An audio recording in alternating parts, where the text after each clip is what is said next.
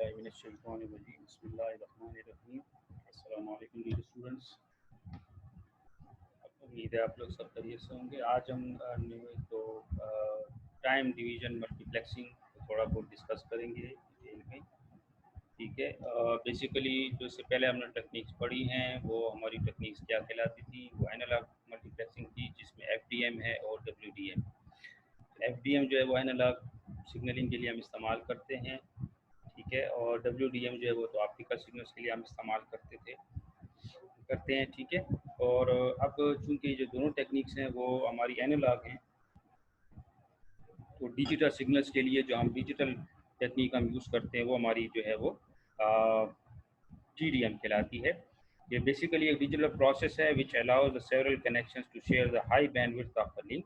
तो ये बेसिकली हम इसलिए इस्तेमाल करते हैं कि हमारे पास जो अगर लिंक की बैंडविड्थ सब ज़्यादा है तो इसको शेयर करने के लिए, ताकि हमारे ज़्यादातर कम्युनिकेशन जो है वो यूज़ की जा सके, ज़्यादा लोग जो है वो इस्तेमाल में ला सकें, ठीक है। Instead of sharing a portion of the bandwidth as in FDM the time is share. यहाँ पे जो मैंने बताया है कि आपका जो टाइम है वो शेयर किया जाता है, यानी यहाँ पे हम जो डाटा शेयर करेंगे या डाटा भेजेंगे ठीक है, लिंक के ऊपर, वो टाइम की बुनियाद के ऊपर होगा, न कि फ्रीक्वेंसी की बुनियाद के ऊपर होगा। पहले हम क्या करते थे कि हम लिंक की बैंडविड्थ को डिवाइड कर देते थे और उसके बाद जो है फिर हम उसके हर सिग्नल बनाते थे डाटा के लिए, यूज़र के लिए, और फिर जो है फिर हम उसकी फ्रीक्वेंसी डिवाइड करते थे। यहाँ पे आप इसमें याद रखें कि हमारा जो बैंडविड्थ होती है वो कंप्लीट होगी, होल बैंडविड्थ अवेलेबल होगी फॉर अ सिंगल यूज़र, लेकिन एक पार्टिकुलर टाइम पे, ठीक है जी। Each connection occupies a portion of time in the link. हर कनेक्शन जो है यानी हर डिवाइस जो है अपना एक टाइम होगा, उस टाइम की बुनियाद के ऊपर जो है वो लिंक में डाटा को ट्रांसफ़र किया जाएगा। और द पोर्शन ऑफ सिग्नल जो है दे ऑक्युपाई, ये अगर लिंक है सिक्वेंशियल बेसिस के ऊपर होता है। ये मतलब वो एक राउंड रॉबिन फैशन है जो तरीका है, उसमें ये होता है कि हमारे पास मतलब एक वो साइक्लिक स्ट्रक्चर होता है, यानी फॉर एग्जांपल अगर 4 डिवाइसेस हैं तो पहला 1 डिवाइस, फिर सेकंड डिवाइस, फिर थर्ड डिवाइस, फिर फोर्थ डिवाइस, ये 4 डिवाइसेस जो हैं वो इस तरीके से आप इसमें कम्युनिकेट करती हैं। तो ये बेसिकली डिजिटल मल्टीप्लेक्सिंग टेक्निक है, और डिजिटल डाटा जो है from different sources they are combined into one time shared link. इसमें तमाम डाटा को, यानी यहाँ पे जो लिंक होगा वो टाइम शेयर्ड की बुनियाद के ऊपर, यानी टाइम शेयर्ड होगा, फ्रीक्वेंसी बेस्ड शेयर्ड नहीं होगा, ठीक है जी।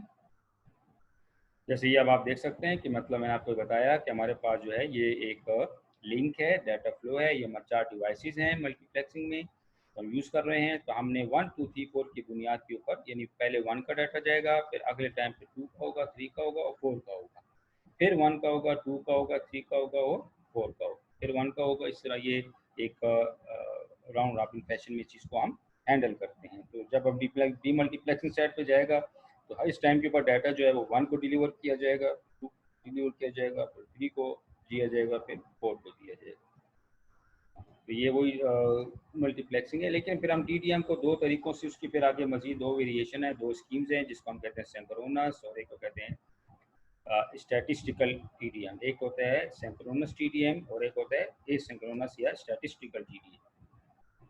तो सिंक्रोनस के अंदर हम क्या बताते हैं कि must allocate exactly the same time slot to each device at all the device whether और not the device has anything to. मतलब ये होता है कि हम पहले से हम अपने जो मल्टीप्लेक्सर होता है वो एक ख़ास पर्टिकुलर टाइम स्लॉट असाइन कर लेता है हर डिवाइस को। उसको देखता है कि जी मेरे पास कौन सा मल्टीप्लेक्सर है और किस टाइप का मुझे मल्टीप्लेक्सर चाहिए, और फिर किसके अंदर कितनी डिवाइसेस हैं, और फिर हम देख सकते हैं कि फिर हम तो उसमें जो मल्टीप्लेक्सर लगा होता है वो एक पार्टिकुलर टाइम स्लॉट हर डिवाइस को एलोकेट कर देता है, ठीक है। फॉर एग्जांपल आप 1 सेकंड ले लें, 5 सेकंड ले लें, तो हर 5 सेकंड के अंदर जो है वो पूरे का पूरा डाटा, उसके डाटा में कुछ भी हो सकता है, ठीक है। वो एक बिट हो सकता है, एक करैक्टर हो सकता है, और पूरा ब्लॉक ऑफ डाटा हो सकता है, वट एवर द डाटा का साइज जो है उसमें कोई मैयर नहीं करता कि कितना टाइप का डाटा जब हम तो हम एज अ होल बात हम करते हैं।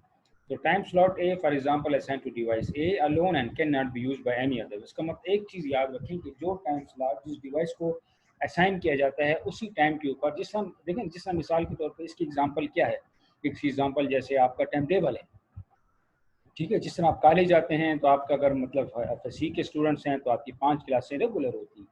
ठीक है। फॉर एग्जांपल अगर आप सुबह 8:30 से 9:10 तक एक क्लास होती है, 9:10 से 9:50 तक दूसरी क्लास होती है, इसी तरह। तो टाइम टेबल क्या है बेसिकली, ये एक सिंक्रोनस टाइम डिवीजन मल्टीप्लेक्सिंग है। मतलब इसको आप इस तरीके से समझ लें, जहाँ पे टाइम इन्वॉल्व होता है। इसका मतलब क्या है कि अगर आपकी क्लास जो 8:30 से 9-10 बजे है, तो वो क्लास इंग्लिश की है, तो वो सिर्फ इंग्लिश की क्लास होगी। उसके अंदर आप उर्दू की क्लास नहीं ले सकते या किसी और सब्जेक्ट की क्लास नहीं ले सकते। इसी तरह 9:10 से 9:50 तक जो क्लास है 40 मिनट्स की, अगर वो टाइम टेबल में उर्दू की है तो आप उसमें उर्दू की क्लास लेंगे, कंप्यूटर की क्लास नहीं ले सकते। तो इसी तरह यहाँ पे भी जो टाइम स्लॉट एलोकेट किया जाता है, ठीक है, तो उस टाइम स्लॉट की बुनियाद के ऊपर आपका वो डिवाइस उसी टाइम के ऊपर अपना डाटा, डिवाइस जो है वो डाटा सेंड करेगा। अब अगर उसके पास डाटा है या नहीं है, वो एक बात की बात है, वो एक अलग चीज़ है। लेकिन हम उसको इस तरीके से अप्लाई करते हैं। ठीक है। Each time is allocated time slot comes up a device that has opportunity to send a portion of its data. तो जो ही जब उस टाइम की अकर होता है, उस टाइम के ऊपर जो एलोकेट टाइम उसको मिला है, बस वो डिवाइस अपना डाटा जो होगा, अगर उसके पास है या नहीं है, तो वो एक एलोकेट करेगा और आकर डाटा सेंड करेगा। तो device is enable to transmit और does not have any data to send, time slot remains empty. लेकिन इसका मतलब ये नहीं है कि अगर आपके पास डाटा नहीं है तो हम वो टाइम किसी और को असाइन कर दें। मिसाल के तौर पर जिस तरह टाइम टेबल में आपकी क्लासेस हैं, तो अगर एक टीचर नहीं है तो हम ये नहीं करते कि हम बाकी टीचर को कहें कि जी आप क्लास में टेक्निकली ऐसा कभी पॉसिबल नहीं होता किसी भी तालीमी इदारे के अंदर। अगर जो क्लास का टाइम टीचर नहीं है तो आप वो जो है अपने मतलब है कि कोई आप उसमें ग्राउंड जा सकते हैं या लाइब्रेरीज यूज़ कर सकते हैं, तो उस टाइम को इस्तेमाल में ला सकते हैं। लेकिन बाकी आप ये नहीं कह सकते कि जी अगर मेरी क्लास खाली है तो आप बाकी टीचर को कह दें कि जी आप आके हमारी क्लास में। दिस इज नॉट पॉसिबल, ये बात याद रखें। The data can be any bit, one character और one block of data. Data कुछ भी हो सकता है। ठीक है। तो ये अब आप देख सकते हैं कि हमारे पास ये क्या है, ये हमारा टाइम, ये मल्टीप्लेक्सर है फॉर एग्जांपल, और ये 3 डिवाइसेस हैं ए बी सी, और हमने एक पार्टिकुलर टाइम स्लॉट असाइन किया हुआ है। ठीक है। तो इस टाइम स्लॉट के ऊपर आप देख सकते हैं कि इस टाइम के ऊपर आपका डाटा जो है वो 3 डिवाइसेस का डाटा एक फ्रेम की सूरत में जाएगा। लेकिन पहले A1 जाएगा, B1 होगा, फिर C1 होगा। इसको हम फ्रेम में डिवाइड करते हैं, जिसको हम सिंक्रोनस TDM का फ्रेम कहते हैं। Every frame contains the portion of data according to its time slot. ठीक है। अगर आपका पार्टिकुलर टाइम स्लॉट जो है 30 सेकंड है, तो आप देखते हैं कि जी आप उसको, और मेरे पास लेट्स सपोज 3 डिवाइसेस हैं, तो मेरे पास हर डिवाइस का टाइम क्या होगा, T/3। अगर 30 सेकंड है और मेरे पास 10 डिवाइसेस हैं, तो आप T को 10 पे डिवाइड कर दें। तो हर जो डिवाइस का टाइम होगा, इस स्लॉट के ऊपर आपका डाटा जो है वो इस फॉर्म में जाएगा, यानी इस पर्टिकुलर टाइम के ऊपर आपका डाटा जाएगा। ये याद रखें। ठीक है। टाइम स्लॉट को मैंने बताया ग्रुप्स में डिवाइड करते हैं। ग्रुप्स किसे कहते हैं, कंप्लीट साइकिल है, जो कि इंक्लूडिंग वन और more slots dedicated to each sending device. अगर मेरे पास n इनपुट लाइंस हैं और हर फ्रेम जो है वो एटलीस्ट n स्लॉट को ऑक्यूपाई करेगा। ठीक है जी। तो ये याद रखें कि हमारे पास अगर n इनपुट लाइंस है यानी n इनपुट डिवाइसेस हैं, तो फिर हमारा जो डाटा होता है उसके लिए हमारे पास n स्लॉट्स हमें चाहिए।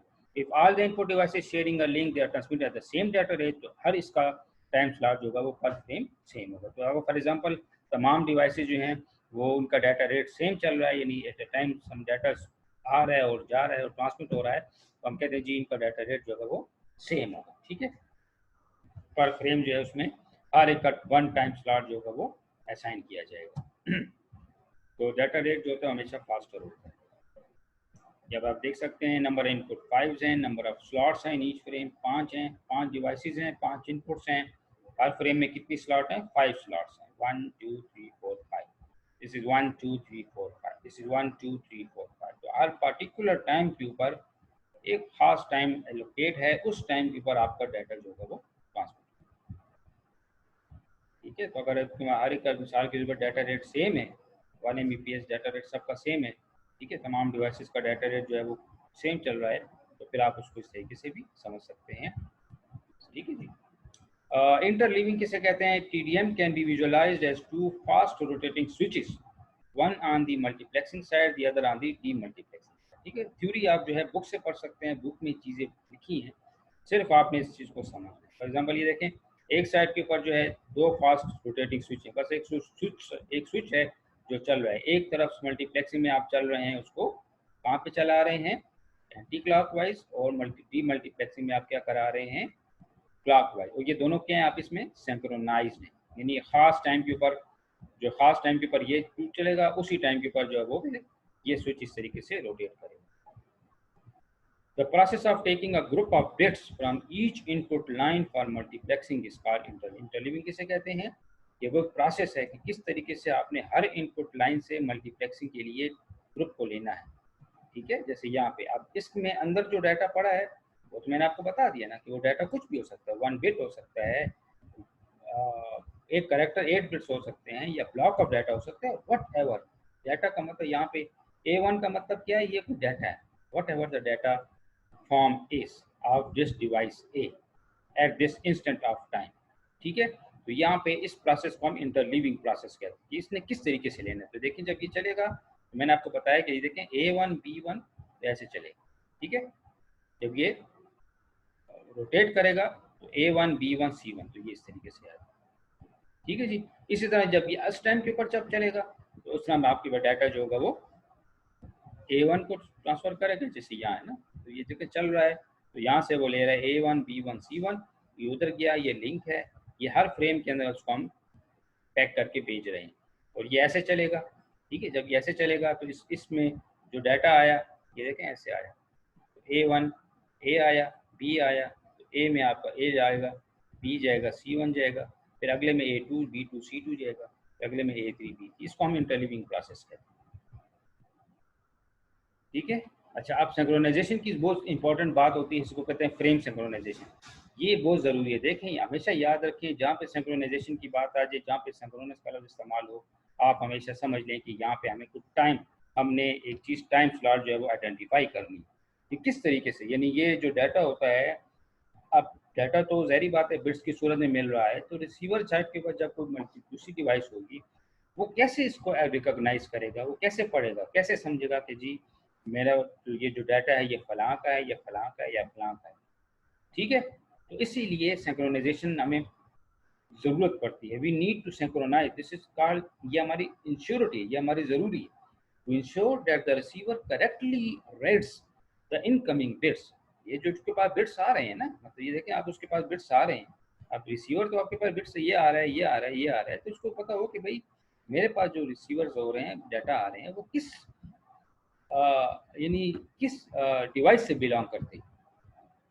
तो इसके लिए हमें क्या चाहिए होता है, हमने इन फ्रेम्स को सिंक्रोनाइज करना होता है, हमें फ्रेम की सिंक्रोनाइजेशन की ज़रूरत पड़ती है। तो फ्रेम की सिंक्रोनाइजेशन के लिए हमारे पास एक तरीका क्या है जिसको कहते हैं सिंक्रोनाइजेशन बिट्स। हम इसके लिए कुछ बिट पैटर्न्स बना लें। The receiver looks for the anticipated bit and starts counting bits till the end of the frame. ठीक है, अब देखें ना, फ्रेम के अंदर तो मिसाल के तौर पे जैसे A1 का भी डाटा है, B1 का भी डाटा है, C1 का भी डाटा है, इसमें अगला फ्रेम जब स्टार्ट होता है तो ये फ्रेम को सिंक्रोनाइज करने के लिए हमें कुछ पैटर्न बनाने पड़ते हैं, ये चीज़ें ज़रूरी होती हैं। It start then these bits या bit pattern they are called synchronization bits या सिंक्रोनाइजेशन बिट पैटर्न्स। ठीक है, this is called frame synchronization, this is called frame synchronization, याद रखें, they are part of the overhead of the. ठीक है, इसमें हमें थोड़ा सा टाइम लगता है, हमें इसके ऊपर एक्स्ट्रा बिट्स लगाने पड़ते हैं, एक ओवरहेडिंग है, लेकिन इसके बगैर हम इन चीज़ों को हैंडल नहीं कर सकते, हम इसके लिए ये चीज़ पॉसिबल नहीं है। जब तक हम फॉर एग्जांपल जैसे ये है, अब देखें हर फ्रेम के एंड के ऊपर एक बिट पैटर्न, हमारे पास सिंक्रोनाइजेशन पैटर्न ये हम पहले से बना देंगे कि जी हम जो फ्रेम सेंड कर रहे हैं, ठीक है, पहले फ्रेम के एंड के ऊपर 1 लगाएंगे, दूसरे फ्रेम के एंड पे 0 लगाएंगे, तीसरा 1 लगाएंगे, इसमें 0 लगाएंगे। ये आपके पास एक्स्ट्रा पैटर्न है जो हमने फ्रेम के साथ लगाया हो। जब ये फ्रेम रिसीव होगा, जब उस साइड के ऊपर जाएगा, जब फ्रेम ख़त्म हो जाएगा तो वहाँ के जो रिसीवर्स हैं वो समझेंगे कि जी मेरे पास अब यहाँ पे ये फ्रेम जो आया था, ये मेरे पास जो डीमल्टीप्लेक्सिंग के ऊपर जो डाटा आया है वो मैंने सबको रिसीव कर दिया, या आगे मैंने फॉरवर्ड कर दिया। ठीक है जी, और इसी तरह इसके बाद जो कुछ बिट पैटर्न आएगा वो बेसिकली क्या है, वो किसी डिवाइस के डाटा से बिलोंग करता है। तो ये सिंक्रोनाइजेशन पैटर्न है, इसको हम फ्रेमिंग बिट्स भी कहते हैं, फ्रेम बिट्स भी कहते हैं। तो ये मैंने आपको बताया था कि ड्रॉबैक इसमें क्या है कि वेस्टेज ऑफ बैंडविड्थ, क्योंकि मैंने अभी आपको बताया जिसमें मैंने अभी आपको बताया कि हमारा जो टाइम टेबल होता है, तो हमारा टाइम टेबल जो है बेसिकली वो ये सिंक्रोनस बेस्ड होता है, क्योंकि वहाँ पे हम पहले से तमाम चीज़ों को असाइन करते हैं, हम टाइम टेबल डिज़ाइन करते हैं। तो टाइम टेबल हम इसलिए डिज़ाइन करते हैं ताकि हम अपनी एजुकेशन की जो एक्टिविटीज़ हैं उसको यूटिलाइज कर सकें। तो उसके लिए हम टाइम टेबल बनाते हैं अकॉर्डिंग टू अवेलेबल रिसोर्सेज। ठीक है, वो अवेलेबल रिसोर्सेज क्या है, हम टीचर्स को देखते हैं, हम स्पेस को देखते हैं, उसके बाद फिर हम एक टाइम टेबल डिज़ाइन करते हैं। अब वो टाइम टेबल जो है हम चेंज नहीं कर सकते। जब टाइम टेबल चेंज नहीं होता इसका मतलब है कि वहाँ पे एक खास पार्टिकुलर टाइम जो है वो फिक्स है। ठीक है ना। अब उस दौरान अगर टीचर रेगुलर है, डेली आ रहा है, तो इसका मतलब क्लास हो रही है। ठीक है। और अगर एक टीचर जो है वो एक दिन आता है, 2 दिन नहीं आता, या वो बीमार है या कुछ और मसला है, तो उस सूरत में फिर वो टाइम स्लॉट जो होता है वो क्या होता है, वो खाली होते हैं। बिल्कुल इसी तरह यहाँ पे भी ऐसा है। ठीक है, कि सम टाइम जो है इन इनपुट लिंक में हैव नो डाटा। ठीक है, ये भी हो सकता है कि मतलब डिवाइस को तो हमने टाइम दिया है, लेकिन अब डाटा जो है वो ट्रांसमिट के लिए नहीं है। So when that happens, one और more slots on the output link they will go unused. तो this is called wastage of band. ठीक है, जैसा देखिए इसमें आप देख सकते हैं। तो ये तो आपके पास टाइम स्लॉट असाइन है। A1, अब ए ने डाटा सेंड किया हुआ है, बी ने डिवाइस ने डाटा सेंड नहीं किया, उसके बाद कोई डाटा नहीं होगा। ठीक है, सी ने किया, इसमें ए और बी ने किया, इसमें तीनों ने किया हुआ। तो इस तरह ये जो स्लॉट्स होती है इसमें खाली हो जाती है, जैसे ये आप देख सकते हैं। तो ये देखें, ये फ्रेम बना है, 4 डिवाइसेस का एक फ्रेम बना हुआ है, 4 डिवाइसेस के लिए 4 स्लॉट्स बनी हुई है। लेकिन जो पर्टिकुलर टाइम के ऊपर जो अवेलेबल था डाटा उसने सेंड कर दिया, जिसके पास कुछ डाटा नहीं है उसने सेंड नहीं किया। तो पहले फ्रेम में आप देख सकते हैं कि डिवाइस नंबर 2 या जो भी है, ये वाली जो डिवाइस है, ये लाइन है। ठीक है, तो इसमें ये पीरियड खाली है, ये क्लास खाली है, बस खाली है तो खाली है, आप उसको फिल तो नहीं कर सकते। ये हमारे पास इसमें 2 कॉलम है, इसमें फिर ये खाली है। ठीक है जी। तो इस तरीके से ये हमारे जो ड्रॉबैक था एम्प्टी स्लॉट्स का। इस चीज़ को हैंडल करने के लिए फिर हमने स्टैटिस्टिकल टीडीएम, जिसको हम एसिंक्रोनस टीडीएम भी कहते हैं या कह सकते हैं, तो ये वेस्टेज को उसने हैंडल किया। कैसे हैंडल किया जी, जब आप देख लें, in asynchronous TDM or statistical TDM is design to avoid this type of wastage. क्योंकि देखें, ये याद रखें, कम्युनिकेशन के अंदर या हर इन्वायरमेंट के अंदर, मिसाल के तौर पे जिस तरह अगर कोई क्लास टीचर नहीं है, ठीक है, तो अगर उस डिपार्टमेंट में हम नॉर्मली क्या होता है, अगर उस डिपार्टमेंट जिस तरह स्कूल्स में होते हैं, तो स्कूल में अगर कोई टीचर नहीं है तो हम क्या करते हैं, अब ये तो स्कूल कितने तो स्कूल बच्चों को क्या किया जाए, उसकी जगह दूसरा टीचर चला जाता है ताकि वो क्लास जो है वो इंगेज कर लेता है।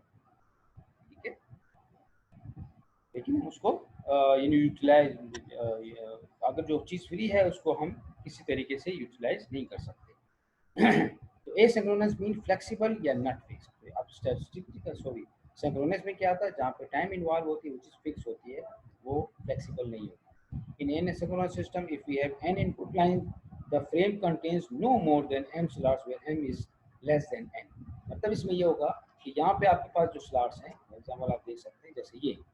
अब इस सूरत में ये फ़ायदा है जैसे इसमें आप देखें, जैसे ये हमारे पास TDM स्लॉट कंपैरिजन है, और ये जो हमारे पास सॉरी, ये सिंक्रोनस TDM है और ये स्टैटिस्टिकल TDM है। लेकिन इसमें आप देख लें, अब इसमें देखें A1 B1, ये फ्रेम बना, तो इस फ्रेम के अंदर क्या था, अगर आप ये देखें A1 B1 MT D1 MT और पैटर्न, फिर MT B2 MT G2 E2 और फिर उसका पैटर्न। लेकिन इसमें क्या होगा,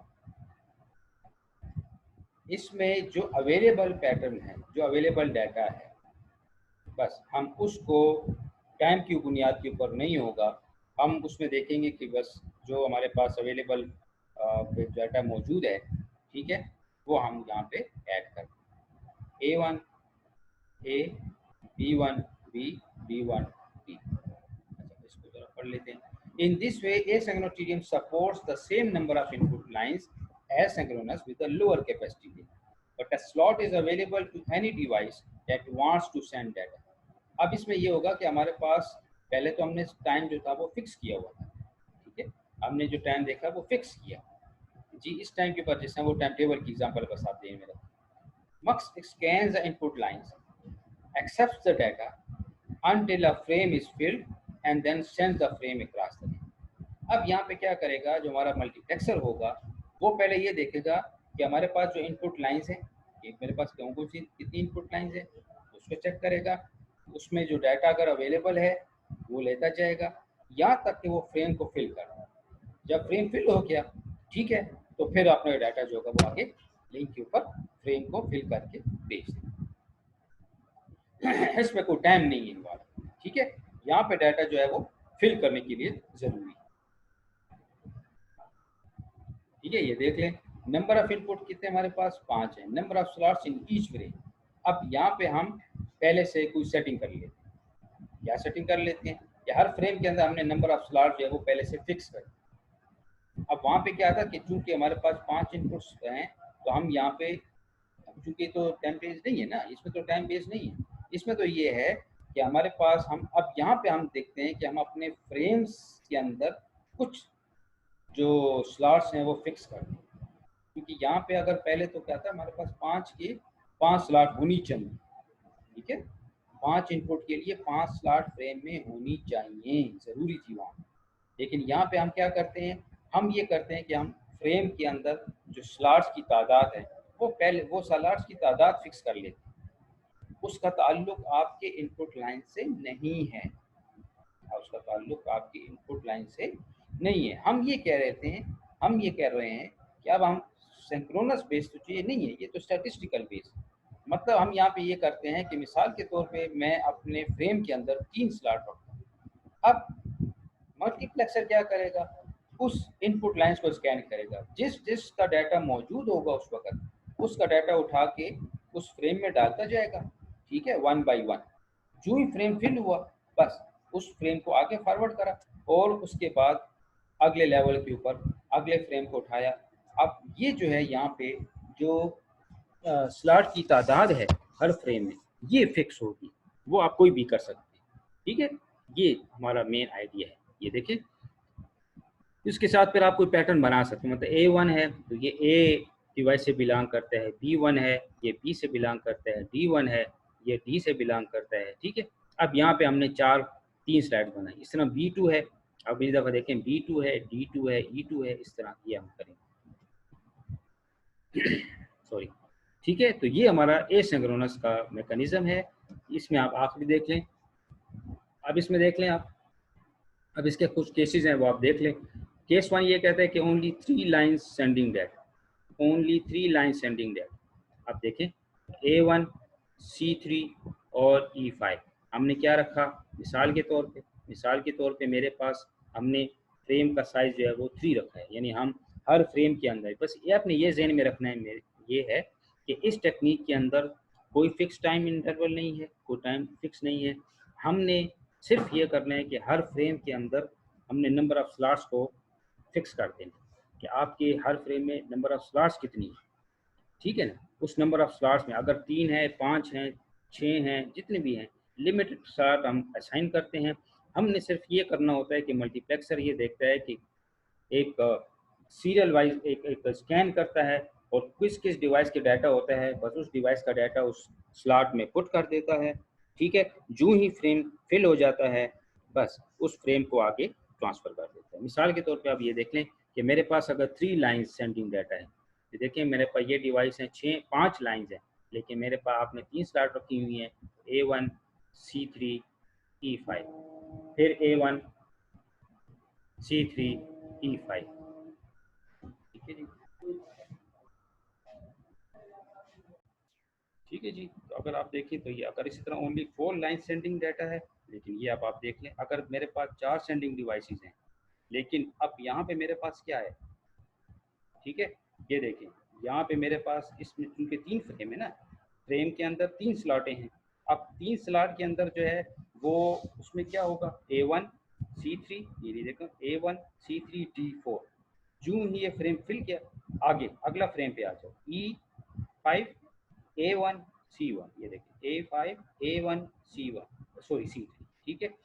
ये फ्रेम फिल हो गया, अगले फ्रेम पे आ जाओ, D4, E5, A1। तो ये देखिए मिसाल के तौर पे आपको ये एक सिनारियो बता रहा है, जब मेरे पास इसमें ये डाटा है तो ये इस तरीके से, यानी ये ऑर्डर जो है ये परफॉर्म किया जाएगा, ठीक है जी। इस तरह अगर ऑल 5 लाइन सेंडिंग डाटा है, ऑल 5 लाइन, तो देखिए A1, B2, C3, फिर D4, E5, A1, फिर P2, C3, D4 and so on. ये तरीका है। तो जब हमारे पास एसिंक्रोनस में हमारे पास क्या होता है, ये या स्टैटिस्टिकल में क्या है कि इसके अंदर कोई टाइम फिक्स नहीं है। हर टाइम के ऊपर जो है वो आपका डाटा यहाँ पे अटैच होगा, ठीक है। और जो ही फिर लेकिन सिर्फ हर फ्रेम के अंदर टाइम नहीं होगा, स्लॉट्स की तादाद होगी। तो जो ही स्लॉट के अंदर डाटा फिल होता जाएगा, फ्रेम को आके फॉरवर्ड करता जाएगा। तो ये हमारे पास मल्टीप्लेक्सिंग की टेक्निक्स थी। उम्मीद है आपको क्लियर होगी। Thank you. अल्लाह हाफ़िज़।